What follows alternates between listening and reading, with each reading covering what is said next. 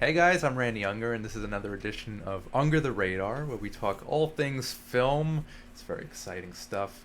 And I've got two of my recurring guests, two of my favorite people in the world. We've got Nick Commando.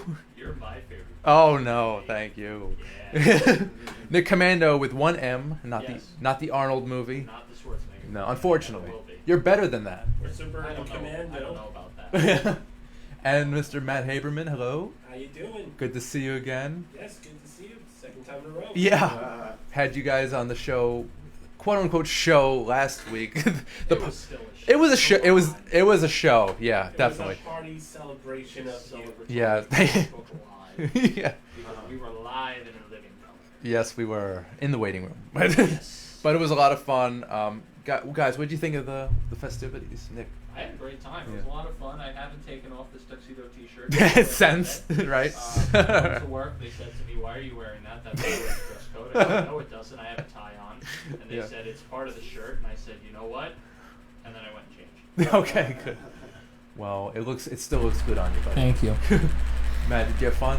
Oh yes, I had loads of fun. Good. It was a nice little celebration. You had the sparkling cider out. Ah. Who doesn't love sparkling cider? Stupid Yes. people, that's who. And it was just nice to just talk movies with you guys. Oh yes, a lot of movies, including the ones that we have reviewed from all the whole years that you've been doing this show. Yeah. Or yell about movies, as some Yeah. of us did. At least 150 titles over the Wow. year. Yeah. Oh, by the way, do Yeah. I win with most appearances? Shit, I was on 7 times. I haven't tallied it up yet, but I think you're in the running. You're think I'm definitely up there. You're I up think there. I am. I think I'm second below you. Yeah. That's right. It's neck and neck, I think. Like I've said multiple times in our group chats on Facebook, I win. And people ask me why, and I say I just win.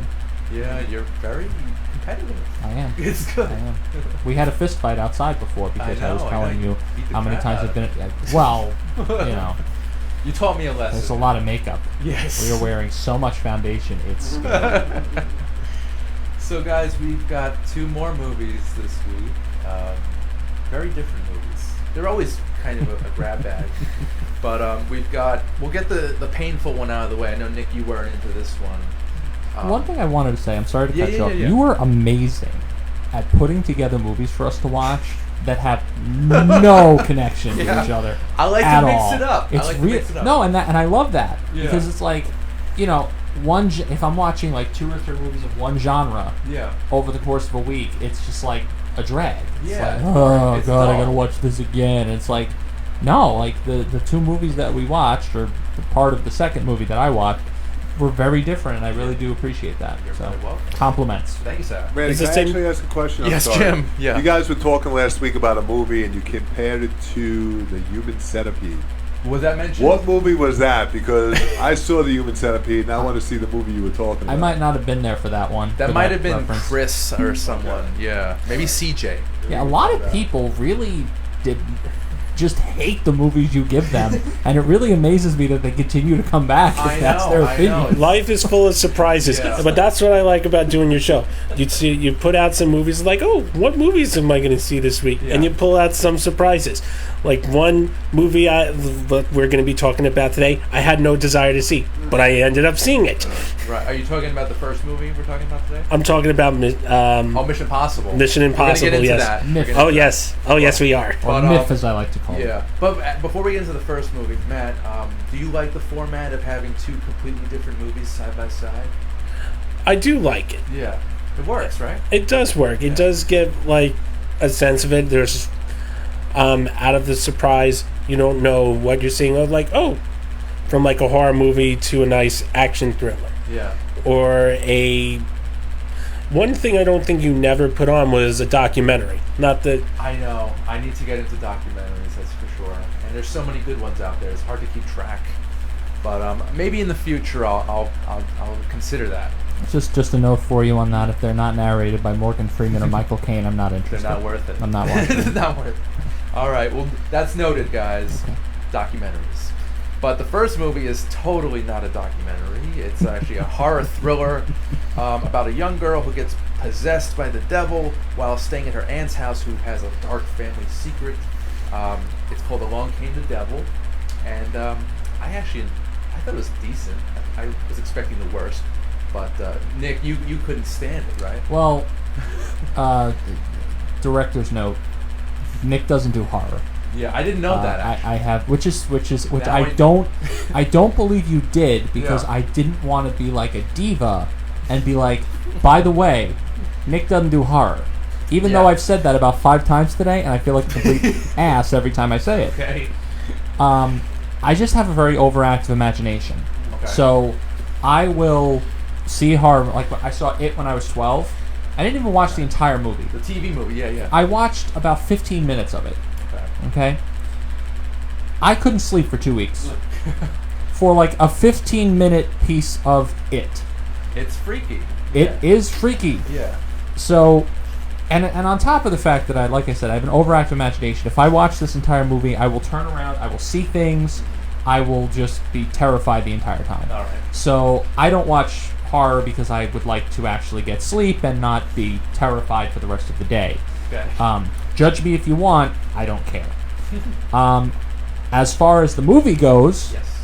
along came this movie to me. I watched about 20 minutes of it, and I was like, you know what? No. One part came up, I was like, Nope City. But I could pretty much tell you how this movie goes. Yeah. It's like I said to you in the waiting room. Yeah. This movie is dime a dozen. It comes out once a year, some format, and it's basically just a springboard and get a bunch of attractive teenage actors out there to put Right. them on freeform sitcoms or dramas Yeah. or something on the CW in like a year. I agree with you on that. I did see the whole film. Right. Now, one thing I will say, they even quoted in there, it was a ripoff of The Exorcist. Right. Now, the thing is that these storylines from all all horror movies, it's all been done before. Yeah. When- It's a formula, then they It is used it over and over. over again. And I was on with you from another horror film that I saw with you that I kind of referred to, the Blair Witch Project. Mm-hmm. Forgetting the name of that film, but Oh, the Monster Project. the Monster Project. That was a while ago on That the wa- show. Yeah. I thought it was going to be the Blaine Wizard So, but construction. it was formulaic. I think it had kind of a twisted ending. Oh yes. That was Oh, decent. really had a twisted And ending. this I is- was like, Yeah. that was like a what the hell kind of moment right there. It was a I'm- good ending. It was a good ending. I don't want to spoil it for anything, but it did. I felt it had a good cast in there as well. Right. Speaking of which, on this show, I'm actually going to broadcast an interview I did last week with Bruce Davison, who plays a priest in the movie. So yeah, I think he was one of the strongest aspects of the film. But up until the 20-minute mark, were you impressed by the acting, Nick? Well, something that I feel like Matt touched on, and I see if you guys would agree with me on this. Both of these movies felt very formulaic to me. Mm-hmm. You know, the acting was. I mean, to me, it's just Cookie cutter. That's what I expect out of a teenage horror movie with teenage actors. It's like, you know, she's kind of awkward, and there's this guy that used to be a nerd, and now he's hot and doesn't have a turtle anymore because the turtle died. Right, Myrtle. That's right. Myrtle the turtle. Ooh, that's real original. It's just, you know, it was just very formulaic and very much like, all right, she starts talking about the paranormal and stuff, and everyone's like, ooh, I don't know what that is. I'm 15 and I have hormones, and you know, Younger, maybe 50. You're right. and like no, but everyone, she's like, oh, I have an app on my phone that picks up ghost noises, and I thought to myself, that's terrifying. Yeah. I will never look for that app. And as Matt and I were Ghostbusters, so yeah, what do you think of that app? The picking up of paranormal activity on an app. I definitely think there's technology like that in real life. Yeah. Whether like they really work, maybe some do, some don't. Who can tell? Who Right. can tell? Right. It all depends, but I think it's interesting. Yeah. All right. Yeah, it feels like if you put that technology on a smartphone, it's not going to work the way that it should work on a machine it's actually built for. There's that. But it was, you know, they had that one guy who didn't believe her, made her feel like poop about it, and she runs off, and everyone's like, "Why are you a butthead?" And he's like, "I don't know, man." And You that's should reenact the movie. I think. Just do it over. Do a little reboot. Oh, Yeah, there's so and the abusive father part, I feel like we're glossing over here, but Yeah. the beginning where he's like, all of you need to stay in this broom closet, okay? Otherwise, I'm gonna beat you with a pan. And then that he just was a starts screwed having- up scene. That was a real screwed up and then scene. they're like watching the keyhole, and he starts, getting it on with some girl who's like, I'm okay with abusive men. So It was a little much. that was a little awkward. I can see why you would shut it after 20 minutes, if well, not sooner. the part where it started to get really horror-like, I was like, ha, goodbye. Right, but it kind of redeemed itself. Like this movie went up and down, but I think overall, Matt, I think it was decent. It was watchable. It definitely was watchable. I was really, I made it through the whole way. There was like some of the movies that I've seen. It's like, Yeah. what the hell? Like that last one, when I was on with Dan, the one, forget which one? the British one with the British Mean Girls movie. Oh, Pincushion. That was Pincushion. a few weeks Yeah, ago. Really? that It was a wasn't- little bit screwed up. But They that didn't- wasn't horror. That was more of a psychological thriller. They didn't call the British Mean Girls Rude Ladies. No, that would have been a better. That would have been a better title. Yeah. That. I mean, to me, that seems like what they would say in British high school. I know. Oh, she's one of the rude ladies. Yeah, it's quiet. Pip pip cheerio, beans and eggs. Maybe they'll do a sequel. They And that should. also had a twisted ending, a real screwed up Really twisted screwed ending. up ending. But yeah, And don't get me wrong, I don't think the movie was necessarily bad. yeah. It just felt formulaic to me, and it was Yeah. like, okay, I pretty much can guess where this is going, aside from the ending, which you're both saying has a twist to it. Although I feel like you could kind of guess what the twist would end up being. Yeah. But I don't think it was necessarily bad. I don't think it was poorly done. It's just, I just look at it from a perspective of like, okay, what can I expect out of the cast of this movie, the actresses, and what they're going to do? I don't know. It just feels kind of like it's basically run of the mill. Like they basically just sat down and said, okay, what can we make that will put in a bunch of movie theaters and basically make back what we spent? Right. I don't even think this is in. I don't know if it's in theaters or not. It might be just on Yeah. demand. Or, Well, something that like they Could be on they could demand sell for or like in- $4 or $5 and make the money back on. yeah. Or in film festivals. Yeah. I mean, that's kind of also the thing that's big these days. It's the film festivals. There's local film festivals. Now I don't. This weekend I think they had the Long Beach Film Festival, as well as the Kew Gardens Film Festival in signs up Queens. about Kew Gardens theater, I Festival suppose. of Cinema. It's like slightly different. They want to be a little different. About The that. Kew Gardens Festival of Cinema. Yes, quiet. Come see the movies Yes. in the cinema. So that's going on right now in our hometown. Matt and I, we're from Forest Hills, that Regal Park, Kew Gardens area. So it's pretty cool that they're doing it in our backyard, basically. Yeah. It's awesome. So it's very cool. So guys, final thoughts on Along Came the Devil? Along came me watching this movie, and I thought, no. Okay. Matt. If you're into horror, I would say see it. It's if you're into like The Exorcist or even the Amityville Horror. I'm going to put out the Amityville Horror. That kind of reminds me of this film too. Okay. I can see that. I say go see it. Yeah. I definitely I like horror. As I know a lot of people don't, but if anyone is in the mood for a good horror movie, see it. And now, speaking of horror, Nick, I'm very curious. I want to get into the psyche of you, about your No, you deep-rooted- don't. You really don't. Your deep-rooted hatred This is a terrible idea. of horror. I just want to know. Did it start with when you were 12? Well, I grew up in a log cabin. Yeah. Good for you. No, I was a very high-strung child, All I right. guess, and I just was very jumpy as a kid, and I guess I kind of can be like that now. But I don't know, like I don't, which is ironic because if you really know me, you know I've seen like no famous movies, and we were talking about it with my mother, and my mother was like, "How have you not seen these movies?" I'm like, "This is partially your fault. I grew up in your house for 18 years. How did you not show me any of these movies?" Okay. My parents were just very sheltering of me. Like they didn't really go out of their way to show me anything that was kind of outside of my age level or my age group. Like, okay, here's a story. My parents watched The Sopranos. All right. They didn't have HBO. We didn't have HBO because they didn't want to spend the money on it. We didn't have cable until I was like 16. So they had a friend down the block who had HBO. He would Okay. tape The Sopranos for them On VHS. on VHS, Awesome. bring it to them. They would watch it. when my brother and I were asleep at like 10, 11 o'clock at night. Okay.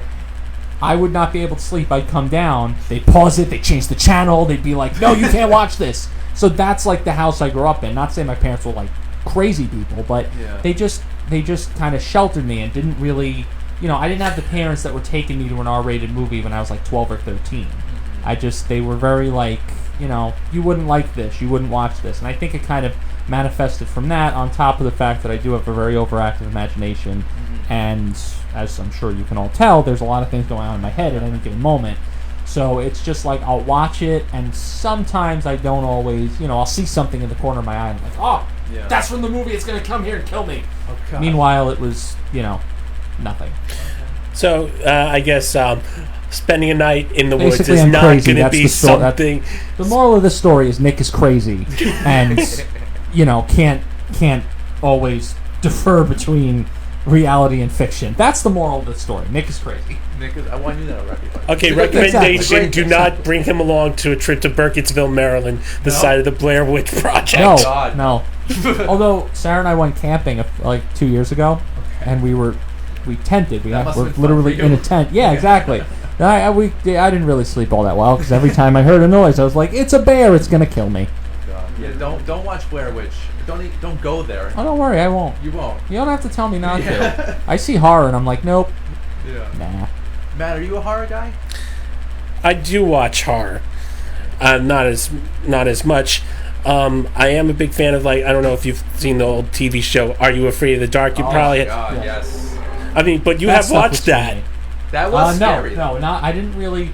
No, I don't think I ever watched Are You Afraid of the Dark? I think I knew about it, but I don't think I ever watched it. It was disturbing for Some 10, stories 11-year-old, were that's disturbing. some stories were disturbing. Yeah. There's one really disturbing one episode that I remember, The Tale of the Quicksilver. That one was scary. Is that with Will Friedle, where it take the medieval times No. come to the present? No. Okay, That that's was the different. one where, like, there was a ghost, like some creepy ghost, like if you have a fever and, like, this girl's, like, calling out for a seance to try to get rid of the ghost. All right. It was just scary. Like, if They you take... were all freaky. It was a great show. There were some that were freaky. There were some that were not freaky as Right. well. And some... But it was just...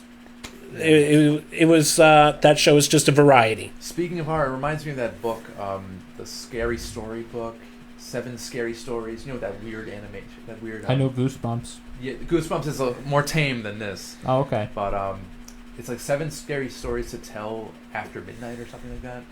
But yeah, very freaky drawings in that book. It's fun to dip into things that I would never do. Yeah, well, it is very. Some things that I've don't done, know. I mean, one thing, the whole Friday the 13th, go to a summer camp. I've been to summer camp. Not that it was... You went to sleepaway camp. Yeah, I Okay. did. I went to day camp. I don't really talk much about I've that. seen no. Halloween, now that I think about it. Yeah. That wasn't all that scary. The new one's coming out. That was just more gory and bloody and... Yeah. creepy.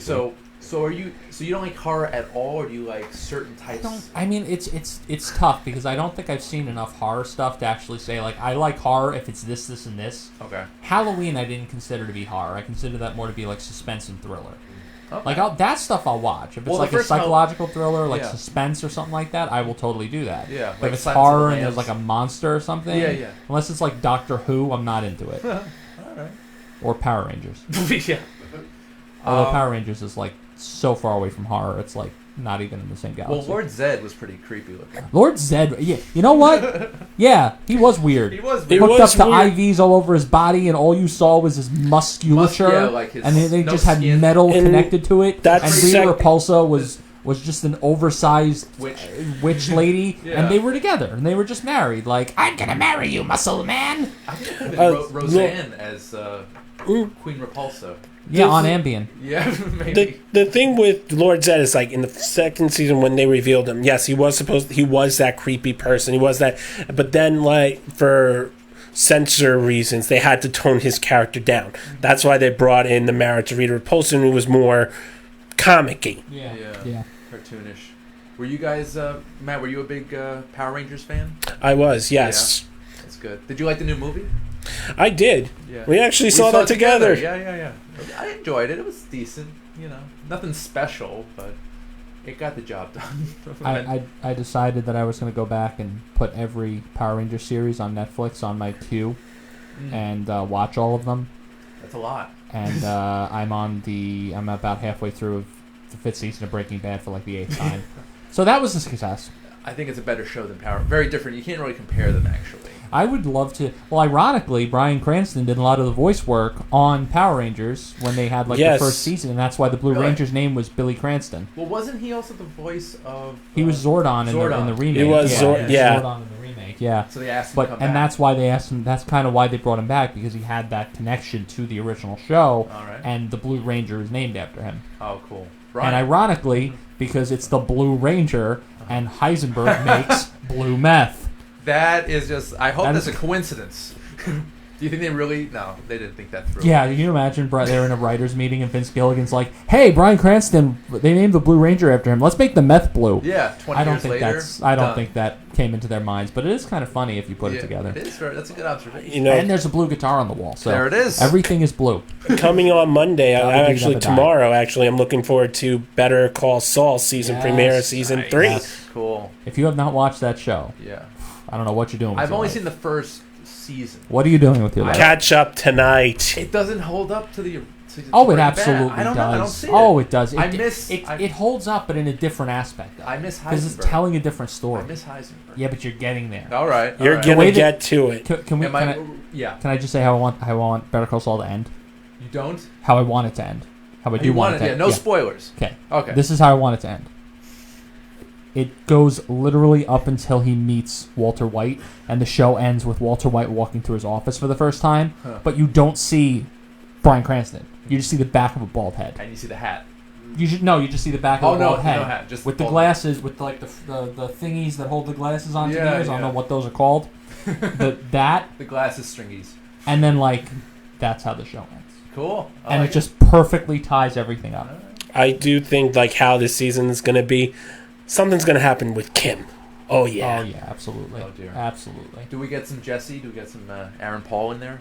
Or I know. I think you end up seeing Jesse at some point. I think you see him on the show. okay. I think he. I think he's gonna make a cameo Yeah. in like his early days no, of I how think he he is. has like an arc. I think they put him in the show as like a character recurring in like maybe the last season or something. Or like he comes in for like a BS case or something just out of nowhere and like owes him money or something. That's Yeah. I right, think that'd be because fun. I think you're right, because in Breaking Bad, he dealt with him before. Yeah. Because remember, you need a criminal lawyer. Right. Exactly.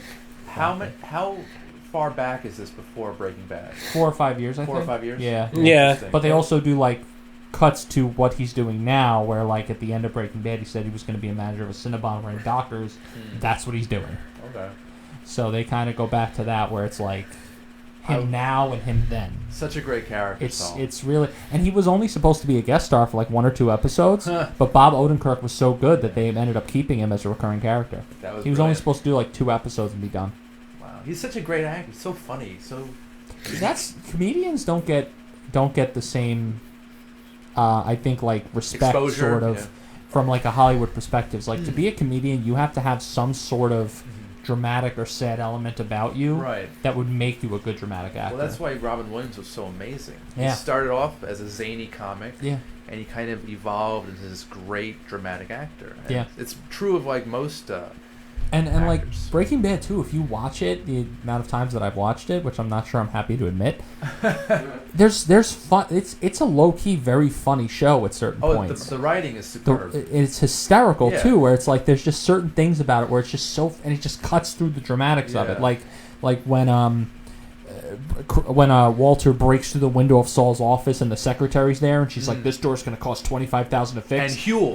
and Huel Huel. and Huel, and it's like, Huel, are you happy? Reasonably. He's so like- big. But what the secretary's like, this store's gonna cost $25,000, and Walter White's like, no reputable place is gonna. I'll be right back. And then he's just like slipping on the glass. He's trying to get out the Yeah. door again because Oh my- nobody unlocked the door. Yeah, that show is incredible. Yeah. I think it's my favorite. It is my favorite dramatic series of all time. It's also, if you're a wrestling fan, is the greatest heel turn that you will ever watch Oh, because it's slow and it's just delicious. okay. Because Walter White goes from this just mild-mannered, like, basically, to use, well, to translate a little bit, a good guy character. He was a bad guy. He's like the stereotypical sympathetic baby face where it's like you feel bad for him. You're talking about Walter White. Yeah, he's got cancer. His wife's like 40 and they're having another He's kid. depressed, And another kid he's is struggling 16. with life. And He's an overqualified. He's like the most overqualified chemistry teacher you'll ever see ever. Yeah, he's working brilliant. part time at a car wash to make ends meet, Right. and then he just becomes this disgusting, just evil person I who love it. just does whatever it takes to just Say get my what name. he wants, and you just like. But you love him at the same time. It's Yeah. just like, yeah, Walter White, you go out and do what you need Sort to of do. like an anti-hero. I Yeah, guess you yeah, could like say. it's like there's like he's the most dislikably likable person I think you'll ever watch. Matt, what are your thoughts on Walter White / Heisenberg as a character? I always say in Heisenberg we trust, and just Nice. that. Just I would wear that on a T-shirt. I think there is a T-shirt that Probably- says probably that. is. But I just think how the character came with it. At first, he wanted to try, and he was going to do this to provide for his family Right. because he didn't know he was going to be dying anytime soon because of the cancer. He was desperate, and because with that desperateness, and then he got. Once you go in, you never get out. Yeah. That Well, he kind of finally found his calling, something that he was actually using his skills for, and like he says at the end of the show, I liked it, I was good at it. Yeah. That's really what. That's what it comes was. down to. Really good It's at like- it. It's Yeah. a show about addiction and addicting and an addictive drug And addiction to power. and addiction to power. He becomes addicted to the money, the power, and the ability that something that he creates is in such high demand that he just doesn't want to stop. It's almost like the ultimate midlife crisis. Yeah. I think If you really think about it, he it's was like- about and in the 55. end of it, how he worked in the car wash, buys the car wash. Yeah. As a front to As a launder the front money. to- To launder his money. Awesome. Also, Skylar White. I really can't stand her. F you. Yeah, right? I just She's the most unlikable female character I've ever it's, seen. It's I don't know, but Marie Schrader's right there. Her too. Marie Schrader is right there. They And are not rela- even you can because tell of they're any- related. She's just so annoying. Yeah. She just never stops talking. I mean, opposites attract because she married Hank, who's amazingly cool. Who? and Yeah, and likable. Hank. Like I don't know how Hank made it that far. I liked Hank's character and like that he liked to brew beer on the side. Like he was a Yeah. brewer. Yeah. He just Just a regular guy, an average Joe. yeah. It was awesome. Like and then he gets. Oh my god, it's just such a great show. We need to have an under the radar strictly on Breaking Bad. Oh, I think we just had our first session. All right, guys, let's just segue into our second film, Mission Impossible 6, I think it is 6. Yeah, Fallout. Matt, thoughts on this movie? First off, I'm going to say this: I am not a Tom Cruise fan. Yeah. I'll just give you this. Tom Cruise, I'm a fan of his early work from The Firm, A Few Good Men, Nice. Jerry Maguire, Rain Man is my favorite. Rain Man 2. Other than that, Tom Cruise has went on the crazy train after he became a Scientologist. Yeah. And jumping on the couch on Oprah's set. I haven't really seen that segment. I got His kid's name is Suri. Is that him? Surrey, I think so, yeah. Right? With Katie Holmes, right? Please, they're divorced. Yeah, They they confirmed divorced. that they divorced. Yeah, Katie Holmes is smart for divorcing him. And now she's with Jamie Foxx. They were both in Collateral, too. Cruise and Fox. Side note. But yeah, she seemed miserable. You could see pictures and videos of her with Tom Cruise, and she just did not seem happy in that relationship. But back to the movie. I Now just that we've evaluated their relationship. yes. I just think, I've seen a couple of the Mission Impossible movies. It is what to be expected in there. Yeah. Him, crazy stunts, some type of... This mission will self-destruct in 5 seconds. You're always going to get the first thing is the mission, and then... Disappointing self-destruct, by the way. Yeah, The smoke and the the tape. smoke. I actually like the Mission Impossible 2 one where, this mission self-destructs. Like, he just throws the glasses, and then, it explodes right there. After the second one, I kind of just... They all seem the same to me. And they're all the same. They're all trying to thwart a terrorist plot. This one involves plutonium cores to build a bomb to blow up religious cities in the world. But it's like it doesn't matter anymore. They're all pretty much the same story. Yeah, They're pretty much all the same story. I mean, Mission Impossible, I mean, it's spy movies and all that. And then one, even how Henry Cavill's character, I think Henry Cavill is, how his character was the best in You it. liked him as he was sort of a villain. Yeah. Yeah. But other than that, Mission Impossible is not my favorite spy movies. Oh yeah. 007, James Yeah. Bond are my Now favorites. here's another conversation to really explore James Bond movies.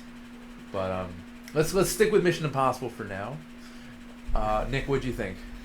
Well, I think these movies are kind of just to allow Tom Cruise to live out who he thinks he is in his own head. A superhero. Because this movie is so formulaic. It's just like Ethan Hunt is this stereotypical good guy where it's like he wouldn't let Marcellus Wallace get killed. Pulp Fiction. Yeah, exactly. I love it. That's all Ving Rhames. Ving I'm like, Rhames, "Oh." of course. Like it's just like it's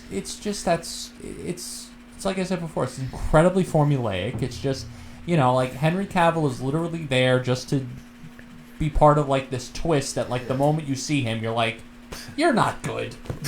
Like you're not here to do good You things. are a conflict. You're full of it. And it's like so to me I just felt like I was watching like a storyboard diagram of like, this is how a spy movie is Right. supposed to go. Let's wait a few minutes for the next action sequence. Yeah. Put it here. Put that one Yeah. here. Yeah. Yeah. The good guy protects his friend Yeah. at the cost of losing the item the bad people are trying to get. Yeah. Then the good guy has to pretend to be a bad guy to get the thing that he lost in the first place if he just let his friend die. Right. Because his friend was wearing a bulletproof vest. So really, what was the point of this? And friends are like, you should not get involved. Yeah. Like, Oh, no, yeah. Ethan, don't do it. His Don't his wife, let me die. I'm not that important for the advancement of the plot. Meanwhile, he's the guy that knows how to disable the bomb. I don't think Ving Rhames is that technologically savvy in real life. Come on. Yeah, no. Plus his fingers are too big. Yeah, he's got giant fingers Yeah, and and then Simon Pegg is there like, I'm British and high strung. And it's just like, I don't, like, it's just, like, That's these his thing. characters are just, like, such definitions of what they're supposed to be. Right, stereotypes. And they just become caricatures of Right. themselves, you It's a know? cartoon, really. Yeah, it's like don't get me wrong, Simon Pegg is very amusing because he has no business being in that movie.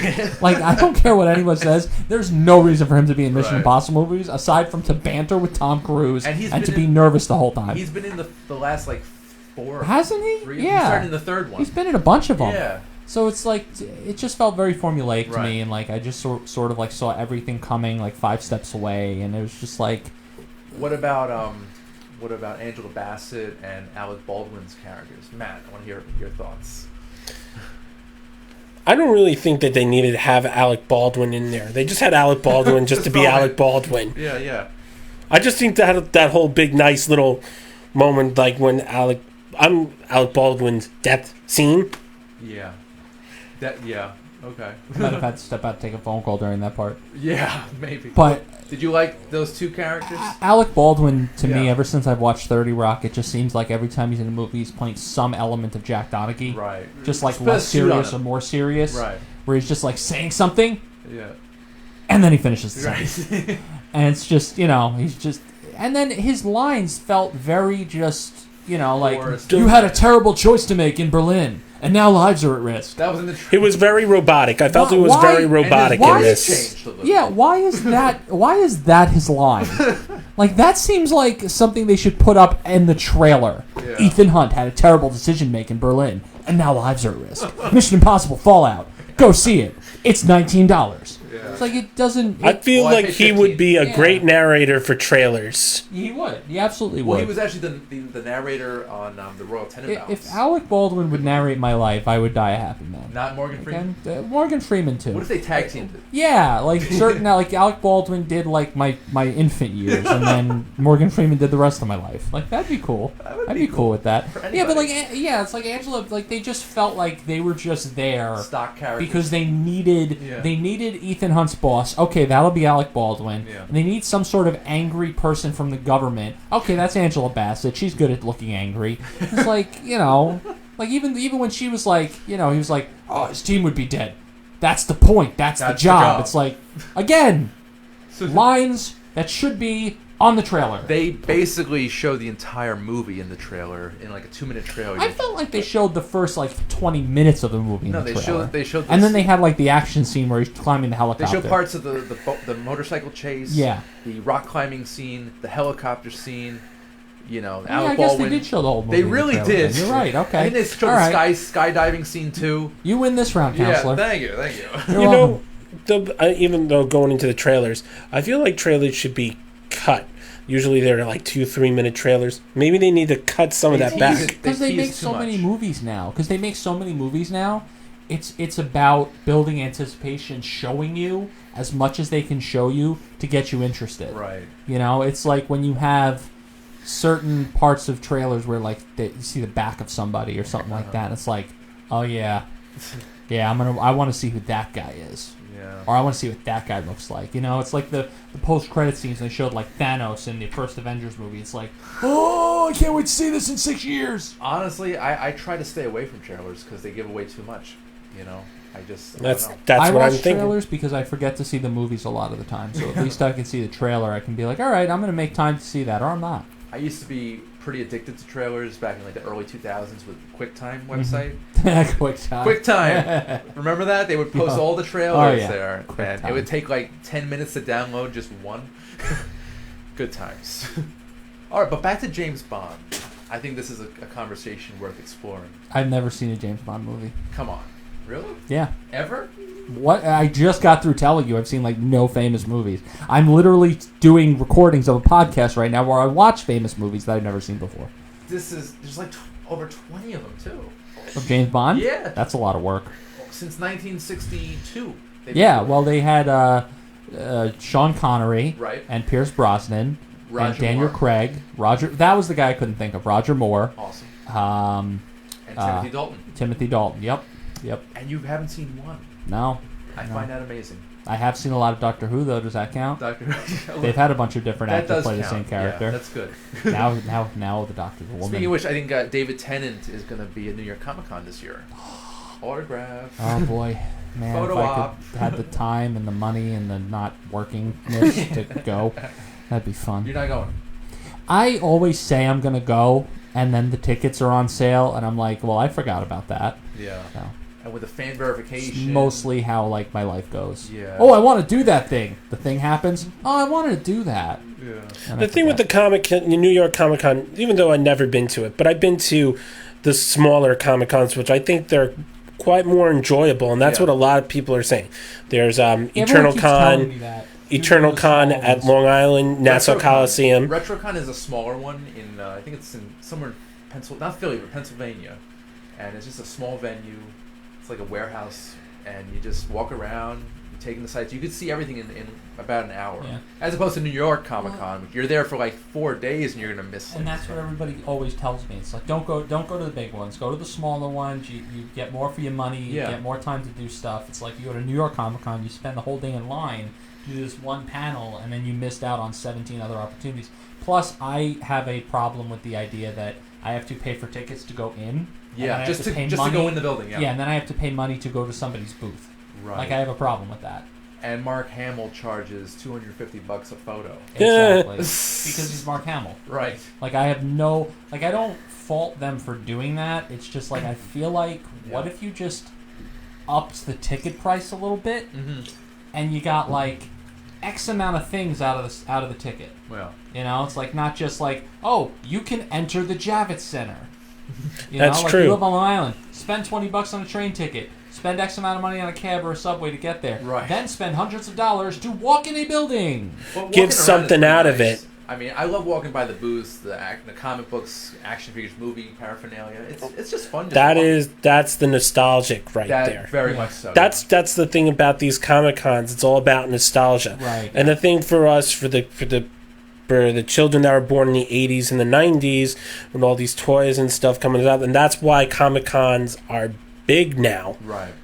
It used to be like these sci-fi Comic Con conventions used to be just about comic books and It used to be just like Star Trek conventions, and that's comic pretty books. much That's it. Now it Everything. evolved. Yeah. It evolved. Right. It's grown. Evolution. It's a massive pop culture phenomenon, and it's awesome.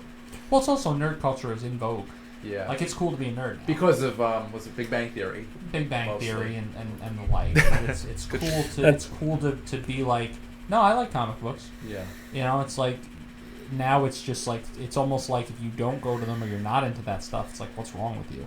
Yeah. Meanwhile, when we were in high school, it was like, oh, you're gonna read your comic book, yeah, punch in the arm, and you know, Nerd is cool. yeah, exactly. And The revenge the nerds the nerds already got their Which revenge. would have been nice. I like that. Which would have been nice when we were in high school, or when I Yeah. was in high school. I'm not going to speak for you two. Yeah, no, I mean, sort of a nerd. Let's talk about how depressing high school was. No, but Okay. it's good now because look where we are. Yeah, exactly. We're talking about movies under the radar. I'm sure high school is depressing for a lot of people now, just in a different way. Exactly. All right. But so you're not into spy movies at all. I wouldn't say I'm not. See, like, I don't have a problem with movies that I haven't seen. I just haven't seen them. Okay. It's like, So maybe Matt and I will give you some recommendations. okay. Matt, back to James Bond. Do you have a favorite actor who played 007? Sean Connery, Nice. Daniel Craig, Yeah. and Pierce Brosnan. Nice. I mean, if there any James Bond movie that you have to see first, it has to be the first one, You gotta see Doctor the No. originals. Yeah. You got to see Doctor No, the original, The Spy Who Loved Me. Oh my God, Roger Moore. I think Yes. he might be my favorite. I know a lot of Connery fans will hate me for that, but I liked Roger Moore's style. It was very good, and kind of felt like a comic book. Was there one actor who was in the role more than any of the other actors? I or think did they all more. Kind of spend the I same think time? Moore, I think, did more He did James like Bond. 7 of them, I think. Yeah, And The Connery most- did like 6. yeah. I think the average for a James Bond, like the actor will do, I think 5 is the highest right now. I think that was, Brosnan did like 4 or 5. I know that he did GoldenEye, Tomorrow Never Dies, The World Is Not It's Enough, the worst one, in my opinion. The world is not enough. and Do not waste The your world time. was definitely enough for you. Yeah, it was enough. More than enough. Die Another Day. That wasn't too good either. I kind of like that. You did? One. Yeah, It had okay action sequences, but I think I think they and Halle remade Berry, she was in it too. Casino Royale. Now I feel like I feel that one was remade twice though. Casino Royale was supposed to be a reboot, Right. of the series. So That was Daniel Craig's Yeah. first as a Bond film. then he did what did he do after that one? Oh, Quantum of Solace. Quantum of Solace. Which was Skyfall, right? then Skyfall. and then Spectre. Spectre. That was the most So he's done recent. 4. Yeah. And he's gonna be, and the fifth one of his is coming out, I think, 2019 Oh, or he's doing that? 2020. Yeah, and this is supposed to be his last Bond film. Did they have another actor in mind? There's been talks Yeah. of another one. I forget. I who. think Clive Owen would have been great, or Idris Elba was in the running. I think. Isn't it crazy to think about, like, just because I'm now thinking about, like, Doctor Who and stuff. Like, it's the same character, but you've had so many different actors play it. It's so crazy that, It's like Batman, yeah. Yeah, it's like, to me, it's so wild that you can make movies like that work today that were being done 50-something years ago with a different actor, Right. and it somehow still makes money and it still works. It's so, crazy to me. It's I the think same that's so character. It's the interesting. same character over the decades, but Yeah. with different nuances, different Yeah, exactly. approaches. You know. Yeah, So that's what keeps it fresh and original. yeah. So that's pretty awesome. And that's the same with superheroes, especially Batman. Well, not really Superman because he's kind of the same. you know. Speaking of a Yeah. little bit with Batman, there's another animated movie out, and it's actually on Amazon Prime, Uh-huh. which is based on the 1960s Batman. It has the voice of Adam West and Burt Ward as Batman and Robin. Batman versus Two-Face, which is kind of is This getting one me an animated- interesting. An animated movie. It's an animated movie, but more like I gotta watch it fully. I started last night, but I didn't. But for what I'm knowing is that it kind of brings in, because if you've watched the Batman film back in the 1960s, even though it's more like Is that with the shark bites his leg and he's like dangling off the helicopter with him? You know what I'm talking about, right? I but have you seen the 1960s, like the Batman and Robin show? Pretty sure my dad watched it. Yeah. You know, it was more like Kapow! Yeah, kapow, bam. comic-y, you know. It's fun stuff. And then like all those years, and then when Tim Burton's Batman came in, he was it was more dark. It was more crazy. violent. There was 23 years of like no Batman movies or animated show. They had the Super Friends, but that was about it, I think. So I think like for this, and I'm gonna watch this fully because I want it, and I think maybe you should too because I think that brings both that dark side, that dark of what Batman from the 1980s, kind of what we're in now, from that 60s together. Batman versus Two-Face? Okay. Wasn't it like Batman Forever that was the big flop and that kind of like ended it for a long time for people? Batman and Robin. Batman and was. Robin.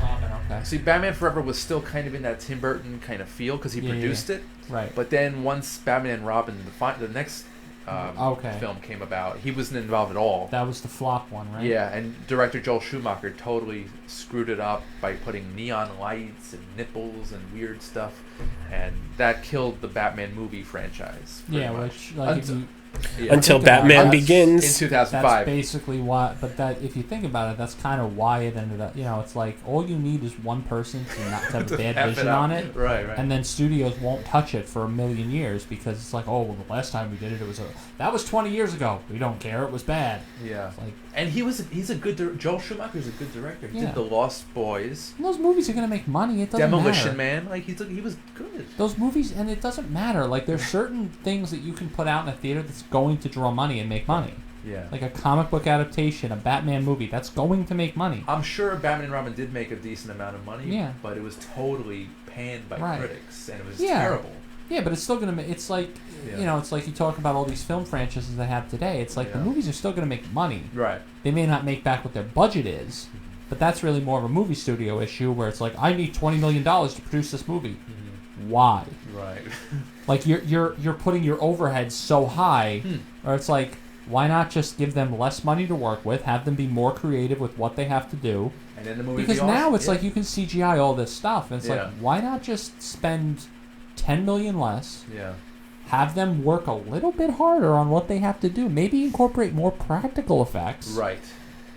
And then you almost can, you can almost put yourself in a position where you guarantee you're going to make the money. Yeah. That's a good Because we're still going to come out and see it. Right. Right. Oh yes. We're still going to go out and see it. And at the end of the day, what matters is who goes out and sees it and spending the money on it. Yeah. The creativity is there, and even for what I actually speak with, on Batman, I was at last month. I was in Los Angeles. I went to make a tour of the Warner Brothers Studios lot. For so what jealous of you for going. and So for what they do there, they have the backlot stuff, and for all the technology that they do, it's the ordinary stuff. I mean, it's just the technology that makes and creates the movie. Yeah. Well, hopefully the creativity will thrive in the future, and we can mix that with higher budgets and make something really special. Did you But- see Josh Trank is making a movie about Al Capone? Josh Trank. Tom Hardy is playing Al Capone after he gets out of Alcatraz and he's starting to get dementia and stuff. That sounds Josh weird. Trank is directing that movie. I'm not. He made Chronicle and he made the Oh. Fantastic Four movie before Fox was like, no, you're not going to make this movie. Chronicle was kind of ahead of its time, I think. Yeah. Yeah. But I mean, I saw it because I was reading an article about images of Tom Hardy as Al Capone and it was like Josh Trank's directing this. I'm like, really? It's totally random. Of all the people to make this movie, it's like Josh Trank? And they just had a Gotti movie with John Travolta. Yeah, which I also heard was I don't terrible. even think he looks like. I had no desire to see that. I John don't think there Travolta, was. They're very good at putting John Travolta in movies and doing nothing to him to make him look like the character. It's like, Yeah. you know what, John Gotti, he looked like John Travolta. Yeah. Why not? What's his Isn't face? The guy who Travolta defended OJ? semi-retired at this point? Who? Travolta? John, yeah. Yeah, you don't see him in a lot these You don't. days. You don't. Well, No. he's at a point now, I think, where his star has kind of faded out a little Yeah. bit, and I think it's just like, you know what, we need a name, let's put Travolta in Yeah. it. Like, even the guy that he played for the OJ thing, it's like, Yeah. you know what, he looks like John Travolta. Meanwhile, you see LegalZoom commercials, it's the same guy. It's like, that guy doesn't look like John Nothing Travolta like at him. all. Though that guy kind of looks like John Gotti. Yeah, exactly. What? Well, I didn't know John Travolta and John Gotti and the guy that invented OJ. I didn't know they looked the same. Well, that whole season, that middle mini series with Cuba Gooding Jr. as OJ. That was a good Yeah, one. it was, Yeah. I mean, it's like the first two, but yeah, That's very good. Good show. Oh, I remember that. I remember that in real life. Yeah. I remember seeing the car chase, with the Ford Bronco. Wow, the white Bronco. The what? That Yeah. was 1994. We were what? 12? No, I no. was in kindergarten. 9. We were we were little kids. I was 5. I just remember, even back in the day when Pogs. Remember that game, Pogs? Pogs. Yeah, with what was it called? The Slammer. Yeah. And I got this little slammer on it that had O.J. Simpson on it. It was kind of like a head tails. One where it said, was OJ's face where it's smiling and it says not guilty. And on the other side of it, it said O.J. Simpson with his mugshot. And it was not, guilty. That was on the Pog. It was on the Pog. It was guilty or not guilty. Did he kill your other toys and then promise to find it with a private investigator to find the That real is killers? so freaky. Did he do man. that? No. Is that what no? All right. Well, That's very, do you still have it? That's a collectible. I them all. don't even know if I had it on my Pogs. Oh. Jeez. Well, guys, we have a few minutes before we do the interviews. Nick, what's coming out? What have you seen that you are looking forward to? What's on your radar? What's on my radar? A nice pair of socks. I really have nothing. I don't know. I mean, I'm looking forward. There's Captain Marvel's coming out, isn't it? Yeah. Yeah, I'm looking forward to that. That's going to be coming out to rev up for the part 2 of the Infinity War. Yeah, Oh, Infinity nice. War Part 2 or whatever they call the 5th movie because The it's third not phase. It's not Part 2. It's like a whole other movie apparently Is now. it? Okay. Yeah, it's not Part 1 and Part 2 anymore. It's And like they haven't Infinity revealed War. and the title yet, right? no, I'm looking forward to that. Better Call Saul, obviously. Nice. Looking forward to that. Yeah, no, I mean that's pretty much it. All right. As far as Anything you want to plug or? yeah, listen to the wrestling podcast about wrestling. We haven't released an episode in a while, but we will eventually. And also coming out soon at some point when I have more episodes recorded, Nick's List podcast, where I watch movies I've never seen before with my friend Vinny, and we talk about them. Mr. Bonfanti. Mr. Bonfanti. He's a good man. We want him back soon. I know he's busy, but Yeah, Vinny, come back. we know where you live. Yes. Or at least I do. No, And know I where will this drive people there. All right, Matt. Anything you're looking forward to seeing, or what have you seen lately? Well, I actually yesterday I saw Christopher Robin, Nice. which is a really, really nice film. Sarah saw that. It's about Winnie the Pooh. Winnie the Pooh and The how boy who's grown up now. Yeah.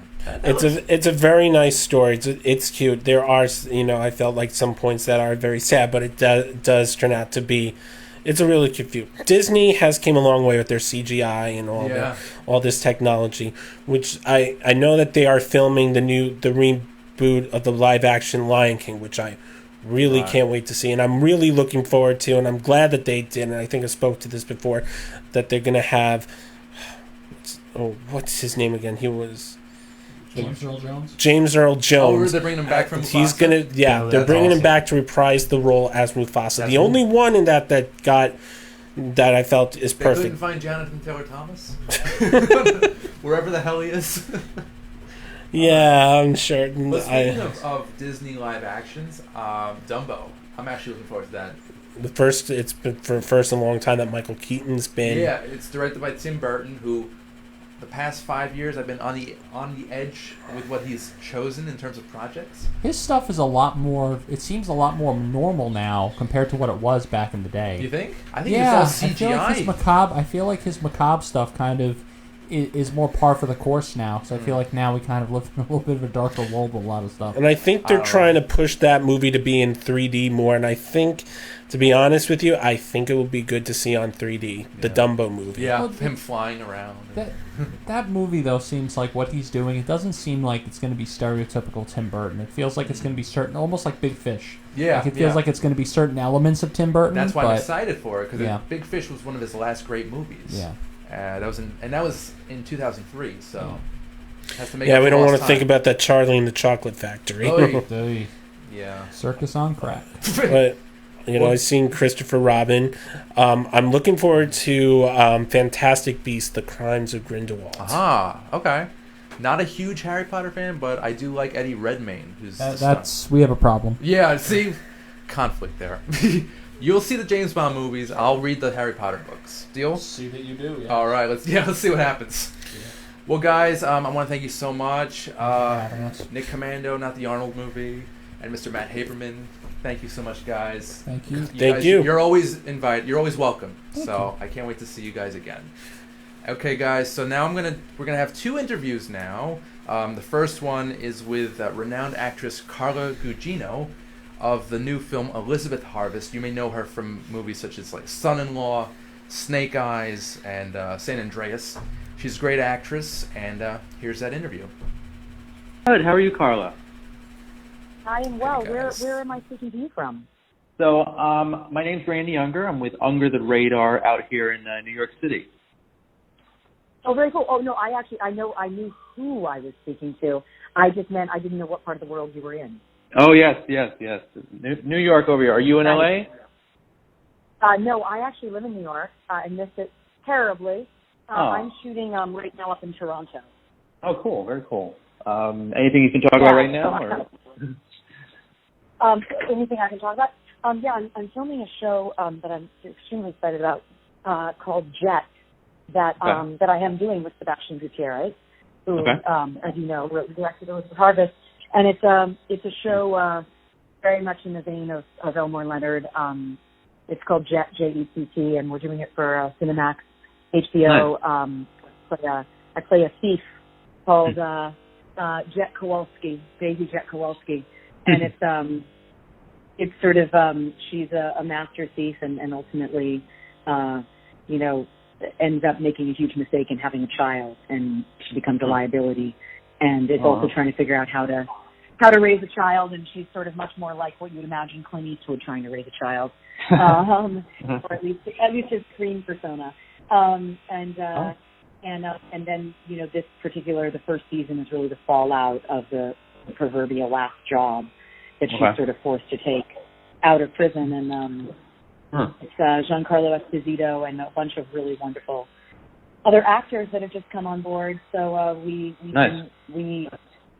we're up here for a number of months.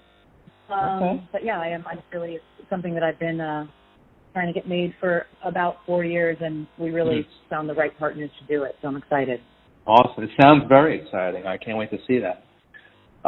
Yeah, so with Elizabeth Harvest, I saw the film the other night. I really enjoyed it. Very dark, very different, very out there. What attracted you to the project? It's interesting because Sebastian's writing. He is one of those writers that can write in almost any genre, and that's always so impressive to me, because I feel like as an actor, I'm an interpreter, and I still think it's sort of magic when you conjure a tale out of nothing. But I was really, in speaking of when he was sort of formulating the idea, he was explaining to me what he was interested in taking from Bluebeard, from that folktale, from that French folktale, and Angela Carter had written she had a compilation of stories, one of which is called The Bloody Chamber, and it was a short story that I really loved, and it was also the tale of Bluebeard. But as Sebastian was talking about it, he was saying, I want to do sort of a modern updating of it, and obviously because you've seen it, sort of where that goes. Yeah. And I think what intrigued me about it was, first of all, I don't seem to make decisions from an intellectual standpoint in regards to acting. It really is a gut instinct very often, and also working with people that I want to be working with. And in this case, Claire was a character that was extremely different than anyone that I played, and I was really intrigued to do that, and also to do that with Kieran Hines, who I love and have worked with also several times. And this was very much kind of, I'd never worked with, and I'd actually, funnily enough, worked with Becky Ann Baker, who was Dylan Baker's wife, who's a wonderful actress, and she and I had done, with Live Banner, we had done Suddenly last summer, at the Laura Pell in New York on stage. And so I had met Dylan Baker that way and been a fan of his for a while. And so as this was coming together, it really felt like a kind of, it was such a, it really is a chamber piece and a very small and intimate production. We shot it, interestingly enough, in Bogota, Colombia. virtually in one house, as you can tell. So it was definitely, you wanted to be surrounded by people that were both extremely talented and really enjoyable to be with. Right. Which was the case. But I guess, one of the things that really fascinated me about this is that notion, and it's an idea that's been explored in literature and film many times, but destroying the very thing you love the most. And why is it that human beings can tend to do that? And I was really intrigued by the character of Claire, because here's a woman who has looked at her life from a scientific perspective from a very young age, and she's brilliant and all of those things, but she finds herself in a web of a kind of love that she's never had herself, and continues to try to kind of justify it from a intellectual standpoint and make sense of it and find reason in something where there really is no reason. It's a much more primal thing that's happening for Henry. And so I was interested in exploring that. Oh, I'm curious though. What were some of the challenges you faced on set? Well, and tell me do you have a context? I can definitely give you answers to that. But what makes you? I'm curious as to specifically kind of what you're wondering about, because I might be able to be more specific. It's pretty general, physical, emotional challenges during filming. Like, Gotcha. Did some moments hit it home for you, or stuff like that? Let's see. I think it's always interesting when you're far from home, because it does add something inevitably as an actor when your surroundings are foreign. And in this particular case, I don't speak Spanish. Sebastian does. He's originally from Venezuela, so he was our translator for the film. But the rest of us don't really speak Spanish, and so that was kind of a strange. And by the way, the people of Bogota were so lovely, Great. and it was a really close experience in that way. But we did feel I felt very isolated, and I was intrigued by that notion with Claire. So that was a really nice kind of parallel. I would say the hardest thing for me is I sort of tend to wear my heart on my sleeve to some extent, and though I've played many characters that are quote unquote tough or more measured, or I think the hardest thing with her for me was the how far down she pushed her own needs and her own emotions and her relationship and her needs with Henry. I think that there's some part of her that knows she's not capable of that kind of love he has for Elizabeth, and then to watch that unfold as it does, I think it's a real, crisis of conscience for her. So for me, it was really about withholding, and withholding is much more difficult for me than sort of exploring deep levels of emotion, which I remember when I was doing After the Fall, which was an Arthur Miller play, my first play on Broadway that Michael Mayer directed, and I remember him saying everybody else who auditioned for the part, I played the role of Maggie, based on Marilyn Monroe, who obviously Arthur was married to and knew very well. And the first act of the play, she was kind of the Marilyn that we all know. And the latter half of the play, you see this deep unraveling, and it ends up becoming really intense and cathartic. And, when you said it's so interesting, Carla, because the challenge for you was the first act that was much more on the surface and kind of the conch on the head, kind of, seemingly not super deep aspects of her.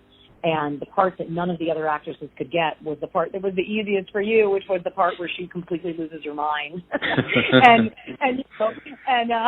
breaks down. And I was like, I'm not sure what that says about me, but so I think that a lot of my challenges were more working in a place that was very foreign, so everything works kind of differently, and then on an acting level was really kind of withholding. it's interesting. I also think that, and I think it's really changing, but I think, I came up in a generation where it was so rare to have, there were obviously in the 50s we had very strong women in cinema that people went, they drove the box office and people went to see them, and then there was a sort of phase where it was sort of like, well, the man has to sort of headline the movie, and that's now changing, which is great. But I do feel like, it's interesting as an actress where you oftentimes are filling in a lot of what's not there, and so therefore you're adding a lot of nuance to things that aren't on a page. And in this case, there was a lot there, and I just had to pull back.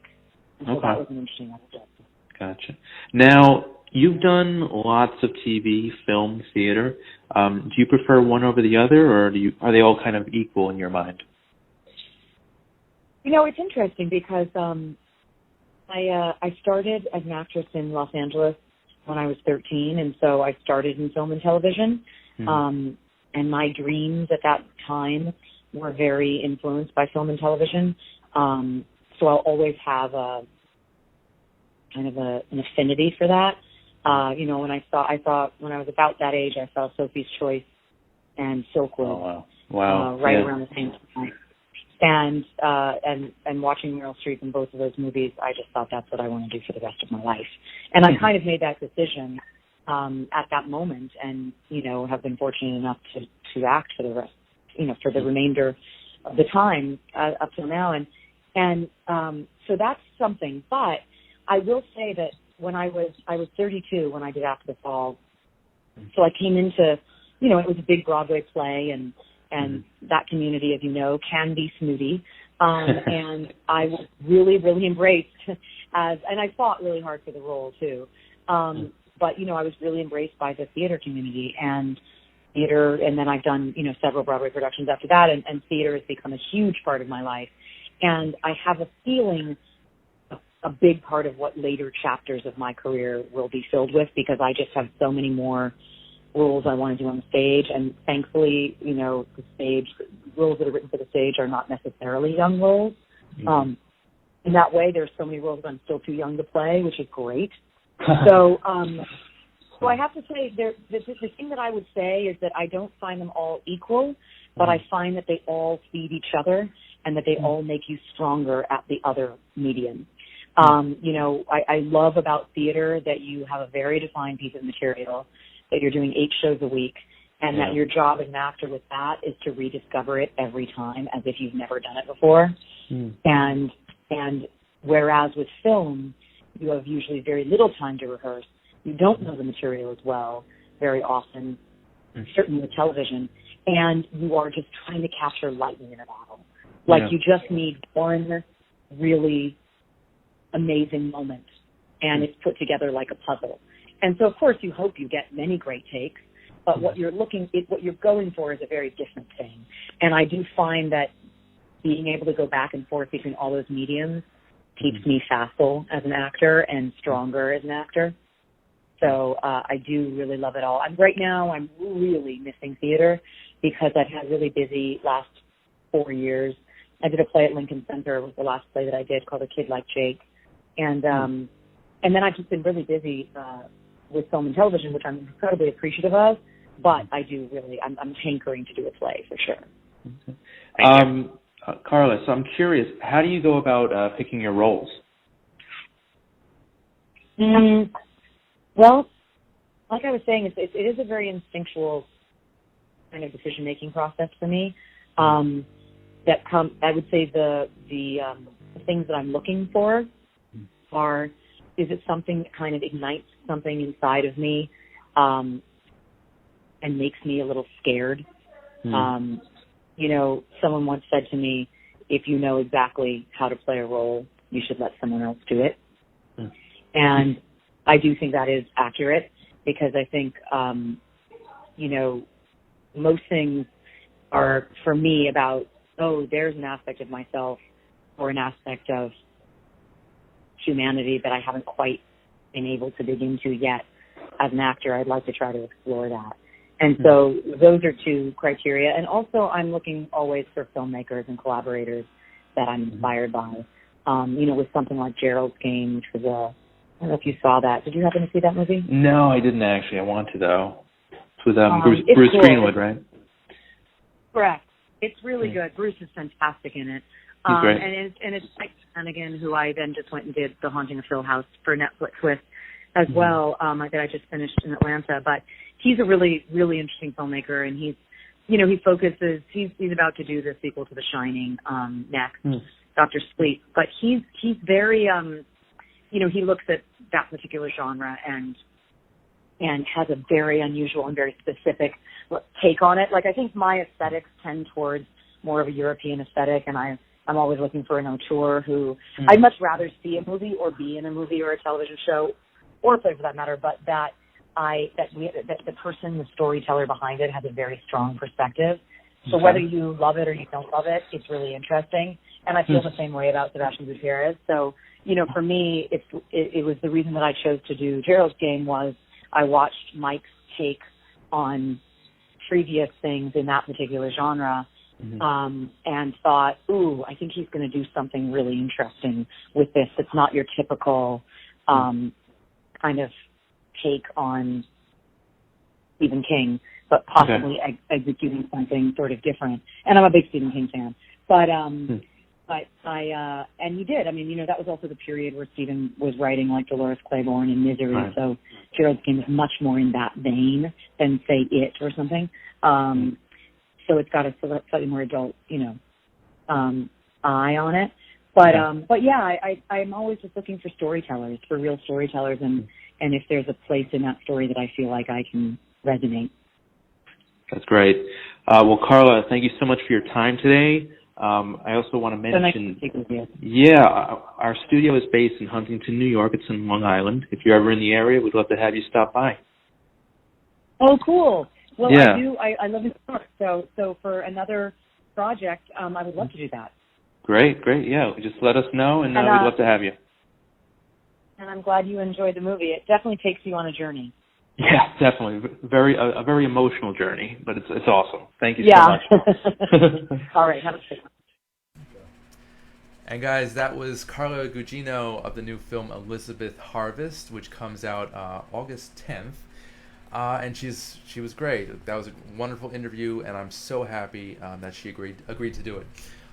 Next up, I have actor Bruce Davison, who's had a long career with roles such as in Willard, Spies Like Us, and X-Men. He's actually in the movie we just reviewed today, Along Came the Devil, which also comes out August 10th.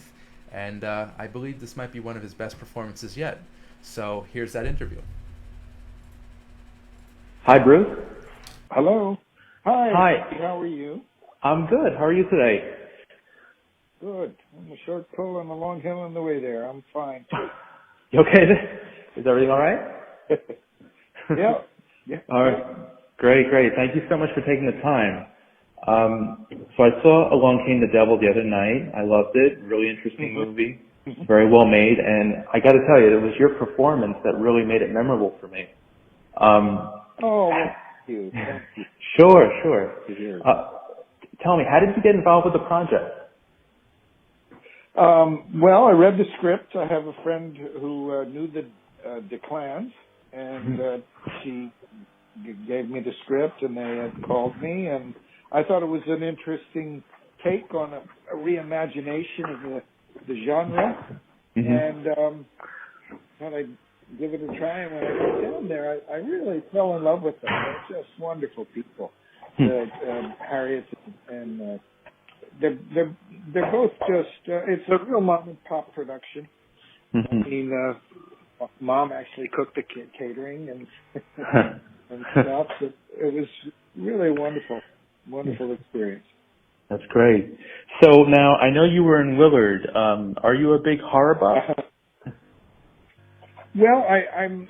It's just another thing, I'm also a big Western buff and love story buff and whatever makes money buff and but yeah, horror buff is a great. I've done a number of horror films now, and this wasn't my first rodeo priest, so Right. so I did, but it helped me a lot because I did have some old Latin in my belt that I could pull out for this. Oh, and nice. everything that was, and I also have a dear friend who's been a bishop. He's worked his way up to being a bishop in a Greek Orthodox church now in New York. So we've been friends since he was a foundling at the church. Okay, nice. That he was into when he was a baby. He was raised by the church, so he's always been a good touchstone for me. And he's a great horror buff, more of a horror buff than I am. So. Okay. So, what do you hope audiences take away from the film? A roller coaster ride more than anything else. I think for me that's the idea. You know, if it's a good ride, it's a good fun. It's a reimagination of the similar genre, the same genre. It's and anything that starts to question religious beliefs is a great funhouse to go into and turn the lights out on. Okay. So I just hope it's an enjoyable kick for people to go. Definitely. Enjoyable may not be the right word. It's definitely a roller coaster ride. Yeah. Well, that's it. As long as people get off in the end and say, "Woo, that was worth the 25 cents." I think I was a little out of breath after the credits ended. But yeah. Oh, good. I'm glad, glad to hear it. So you've worked in film, television, you've been on stage. Do you have a particular favorite medium, or are they all pretty much the same to you? Oh, they're all different. They're certainly not the same, but they're all sort of different. I'm about to start a play right now with Francis Fisher that Jason Alexander is directing. So we're going to start this week and run through September out here at the Pasadena Playhouse. Okay. I love getting back to the stage if I can. That's always real rewarding for me. It gets harder as you get older. But no, I like a good story and a good journey for a character in whatever medium comes up. And now you're working with Jason Alexander again. I know you were on an episode of Seinfeld. I gave him a hard time. That was such a great episode. We're all poker buddies too. We played. Oh, really? Nice. What was it like being on Seinfeld? Well, it was great. You know, everybody's fine there, except there's no dressing rooms. Everybody had to sit on a bench that wasn't the cast because they got all the money. Even I think Wayne had to sit on a bench for 4 years. I think 4 years till they finally got the dressing room. Oh no! But I'm sure it was a fun experience. Wayne Knight. Oh yeah, it was great, and it was wonderful. And actually, I got to meet my wife. I didn't meet her there, but she used to go with Michael Richards, and I met her years later. Oh, okay. There you go. That was the best part to come out of. Nice. So I'm just curious. You've done so much over the years. How do you pick your roles? Oh man. I guess just what interests me. It's really that simple. You know, what do I find interesting, intriguing at the time? What's going to be a good, interesting part? How can do I have a take on this that might be something new? Sometimes it's that. Sometimes I got to be honest. It's just doing a job for the bucks. If somebody comes along with an offer, or a TV series or something, sometimes it's that. But mostly I like to, when I have the opportunity, what's a good character that has a good journey and a good story. Right. And now you said you've played a priest and religious roles in the past. What has attracted you to those roles? Well, once again, it's the story and the character. It's like any other archetypical story. You know, the cowboy against the town or the priest against the devil. You know, one man against everything, fish out of water. They're all kind of genres, and it depends. With this, it was just you're certainly following a beaten path with an updated reimagination of this genre, but it's just I really like the turn that it took, especially at the end of the priest's character, who he is and who he was. Now, it's a very physical role. A lot of stuff happening, a lot of stuff flying around, demons. What were some challenges that you faced during the production? Oh God, I guess hoisting Sydney up on the wall. It's hard to say because everything in a film is all piecemeal. And you don't get to see that while they're setting that up, we get to go outside and sit by the railroad tracks before we go back into the church. They got to smoke the room up and have us running around here, or the kids got to set the fire on, get set things on fire at your feet. So it was all kind of fun. Now, to tell you the truth, I had kind of fun doing it. I know that's kind of weird, but no, that's very interesting. I'm devoted to really exercising somebody. It's kind of nice to make a movie and scare people. Well, job well done. Yeah, I'm curious. Do you have any acting influences, actors who have influenced your craft? Oh, yeah, sure. Over the years, I got great advice from so many, from Burt Lancaster and Henry Fonda and Lucille Ball. It's kind of hard to pigeonhole each one. I would say what I learned from Burt is basically, save your energy and make sure you're focused in what you're doing and save it for the close-up, kid. Okay. Work with what you got. That's good. The baby blues, the pearly one. Work with them. And with Henry Fonda, it was like, don't worry so much about your results. Enjoy the journey of what you're doing. Enjoy that trip, that journey. And with Lucy, I got from her more than anything else, you got to push yourself, kid, and push yourself more than you think you have to in order to get better, because you're better than you think you are. And that was basically what I got from her. Don't settle for that first take. You're better than that. It's great. It's great. So you're actually you're actually in one of my favorite comedies of all time, Spies Like Us. I had a blast. Was that tell me a little bit about that experience. Well, it was great. We shot most of it in London, and I had a wonderful time there. And I think what I loved about John was so many times he'd use famous people as extras. Right, Bob Hope, yeah.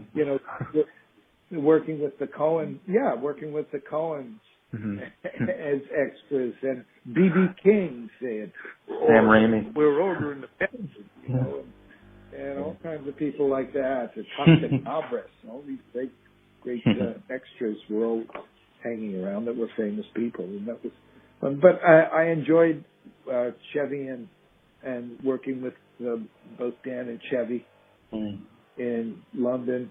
It was great. It was a long production. So it was one of those Hollywood movies that had a lot of money involved into making it, and people could, do things as a class act all the way. And I enjoyed that very much. And, William Prince, working with William Prince. Nice. And I had fun. I got to live in London for months. Cool, very cool. Are there any filmmakers or actors that you haven't worked with that you'd want to in the future? Well, I'd always wanted to work with Duvall.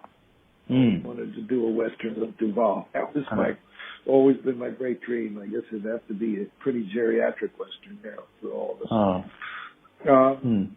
I could see it happening still. But, yeah, you can. I mean, I've worked with so many that I thrilled. I've been keeping this baseball that I had signed with Paul Scofield and Dustin Hoffman and Gene Hackman, and I wanted to work with Duvall and have him sign it, and that would be my fourth of the home run hitters and character actors of all time.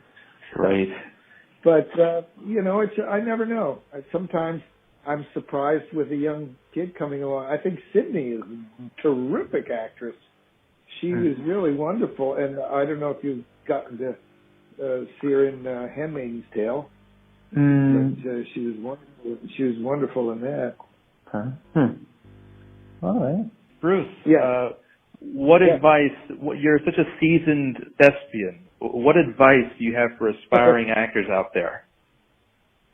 Oh man, make sure you can make a living. Make sure you can make a living while you're pursuing your dream. And if the dream isn't necessarily working out to your perfection, find find another way. There are many, many, many ways to be creative, both in the film business and out. So make sure that, if you've got to feed that, that's something you should do. But always take care of yourself first. I mean, you don't want to be an 80-year-old waiter for your first break. Touche. Well, Bruce, I want to thank you so much for your time today. The film is great, and I just love your work over the years. And just keep at it. You're really a terrific actor. Thank you. Well, thank you, sir. Thanks, and have a great time there. Thank you. And if you're ever in New York, we'd love to interview you in person. Our studio is in Long Island. Okay, great. Yeah. Great. I got a thing called Abnormal Attraction that is coming out of there, too. Okay, well, yeah, if you're in town, we'd love to have you. Talk. Yeah. We made that in Long Island and some in Staten Island. All right. Sounds good. Looking forward to that. Thanks, guys. Thank you. Take care. Thank you. Bye. You too. And that's our show, guys. I want to thank everyone who came into the studio today. Matt Haberman and Nick Commando, also Carla Gugino, who I interviewed over the phone, as well as Bruce Davison. Awesome talent, great people. And I just want to thank everyone who watched today's show at home and on your devices. And we'll be back again next Sunday, 1 o'clock Eastern, with more Under the Radar. And I'm your host, Randy Unger. Thanks so much, guys.